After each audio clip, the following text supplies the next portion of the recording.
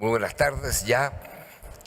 Los saludo con mucho afecto. Quisiera poder ocupar estos 10 minutos del modo más productivo para ustedes.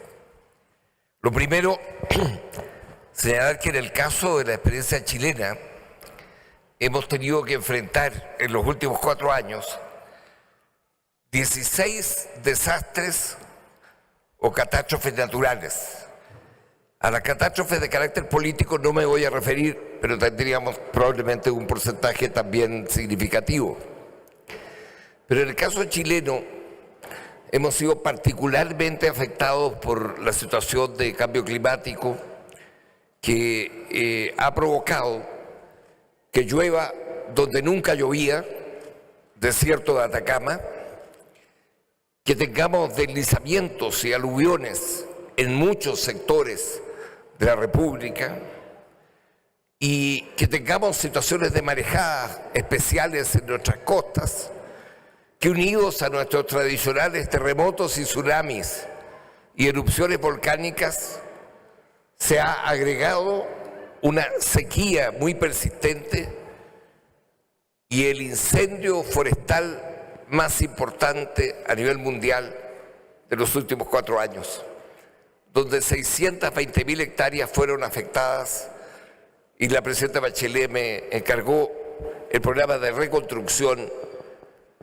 de esta área, en particular la localidad de Santa Olga, que con Dante Pancani, que nos ayuda acá y tuvo exposiciones previas, hemos hecho un esfuerzo para construir una ciudad nueva de 5.000 habitantes y no solo la hemos diseñado, sino que a un año exacto del mega incendio del Maule llevamos más del 50% de la ciudad construida, que no es poco.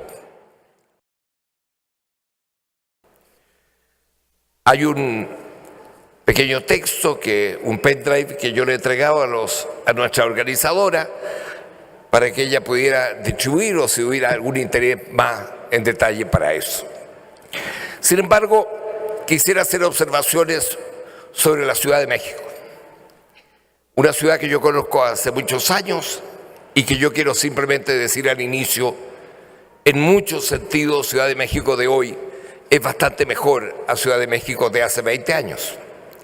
Hace 20 años nosotros pronosticábamos el colapso total de su sistema de transporte y hoy día tenemos un sistema de transporte muy complejo, muy complejo, pero no tenemos un sistema totalmente colapsado. La ciudad ha mostrado también su vitalidad. Desde hace aproximadamente 20 años acompañé yo al ingeniero Cárdenas cuando él iniciara su periodo de jefe de la ciudad, del gobierno de la ciudad. Desde esa época hay una cantidad de programas bastante progresistas, muy interesantes, en materia de educación, trabajo, demás. Probablemente no todo lo ambicioso que uno pudiera hacer en materia de infraestructura urbana, pero quiero decirles que el corredor exclusivo de transporte por insurgente o la expansión de líneas de metro constituye un elemento importante. Digo esto porque muy habitualmente los habitantes de una misma ciudad somos mucho más pesimistas de nuestra propia ciudad y necesitamos que venga alguien de afuera a darnos un cierto aliento de que algunas cosas parecen mejorar.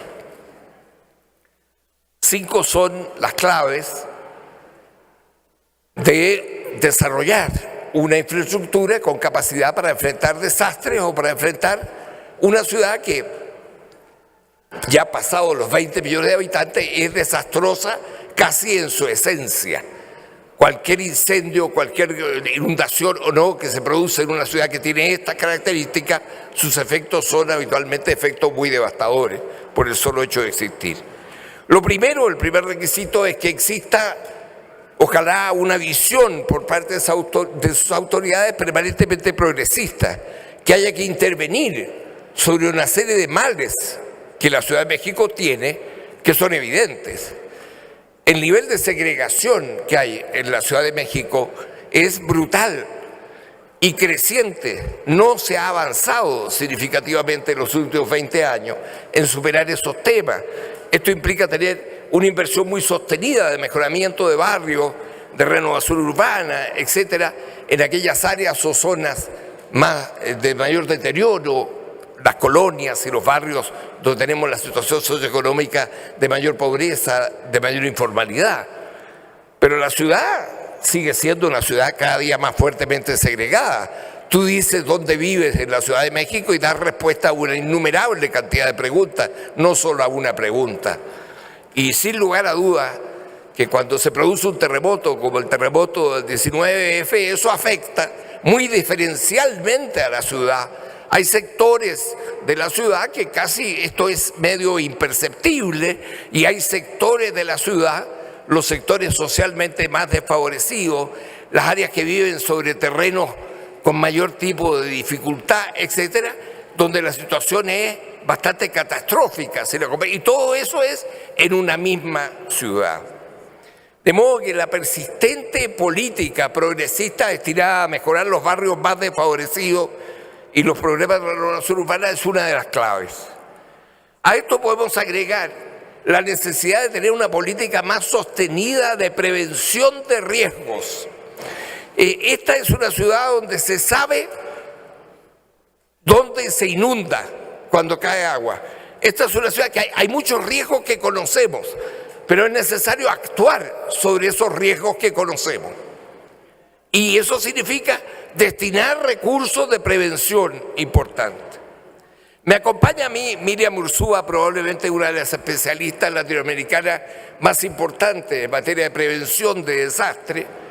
Y yo creo que tenemos que aprovechar plenamente ese tipo de experiencia, lo que supone además que el gobierno de la Ciudad de México tenga un trato y una alianza estratégica con el gobierno federal, con el gobierno general de la nación, para obtener un volumen de recursos muy importantes adicionales, porque sin lugar a dudas que con sus recursos propios el gobierno de la ciudad tiene dificultades muy severas en esta materia.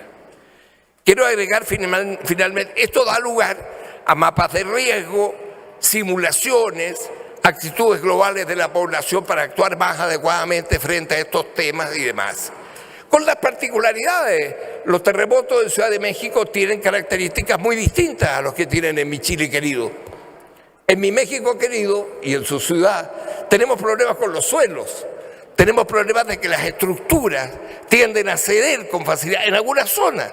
Como tenemos esta heterogeneidad en Ciudad de México, esto no ocurre en los barrios de las clases sociales más poderosas, pero sí ocurre en las zonas de invasión, en las zonas de las colonias más desfavorecidas, etc. Estos mapas de riesgo, estas simulaciones, en el caso chileno tenemos riesgo de tsunami, nuestras costas, y hemos ido desarrollando una capacidad de enfrentar organizadamente esto por parte de la población. No descartemos que además debe haber alianzas más fuertes con el sector privado. El sector privado, los sectores empresariales, los productores de bienes y servicios vitales no pueden desentenderse de su responsabilidad respecto a la ciudad. Y el gobierno de la ciudad debe ser estricto, debe ser fiscalizador, pero al mismo tiempo debe ser alentador de alianzas muy importantes con el sector privado respecto a la provisión de servicios fundamentales. Acá hemos observado una muy interesante exposición sobre el tema del agua. Sin lugar a dudas, una ciudad de más de 20 millones de habitantes va a tener permanentemente problemas de agua, como va a tener permanentemente problemas de deslaves, inundaciones y similares, de modo que el tema del agua ha de comprometer al sector privado y no que el sector privado mire a distancia que este es un problema solo del gobierno. Y por último, la experiencia que es más fuerte en Ciudad de México, tienen ustedes una tradición muy interesante de respuesta solidaria y fuerte de la ciudadanía frente a las catástrofes. Ya se han hecho emblemáticas la idea de que a poco menos que minutos u horas de un sismo como el 19 de septiembre, se hacen filas de gente para poder rescatar y sacar ladrillos o no. Aparecen los topos especialistas, pero aparece una cantidad muy importante de voluntariado, de gente que levanta la mano, que significa que cuando levanta la mano hay que producir un silencio porque estamos escuchando algún tipo de voz humana que requiere rescate. Eso significa que ustedes cuentan con el enorme capital social de la población organizada, pero esa población organizada requiere tener también por parte de las autoridades mayor precisión y claridad sobre qué hacer y cómo hacerlo, porque si no puede ocurrir que tengamos mucha disposición del voluntariado, pero esto no resulta ser eficiente. Y esto significa un desafío muy grande ahora que va a haber alcaldes en las antiguas delegaciones, de modo de que cada uno de esos alcaldes asuma las responsabilidades preventivas en materia de enfrentamiento de desastres. Pero la población organizada es un recurso, pero extremadamente inestimable. Y ojo, vuelvo con el sector privado. ¿Dónde están los que provisionan bienes y servicios del sector privado? ¿Dónde está el confrontamiento de ellos? ¿Están ellos reservados esperando a que llegue una Teletón para que la Teletón les permita mostrar que ellos son generosos frente a la televisión? ¿O ellos cumplen la función de responsabilidad social que les compete? Deben cumplir esa responsabilidad y el gobierno de la ciudad debe ser el primero, enérgicamente su autoridad, en hacer que el sector privado cumpla roles muy importantes. Finalmente, un solo mensaje. La segregación social de la Ciudad de México es una enfermedad muy, muy delicada, de difícil pronóstico, pero hay que intervenir sobre ella. La renovación urbana en muchas colonias y sectores populares es una obligación que el Estado y el gobierno de la ciudad deben emprender con mucha energía y con mucha fuerza, tratando de densificar y buscando soluciones en el lugar. Los problemas son difíciles, pero en esta ciudad, con su gente, todo es posible. Muchas gracias.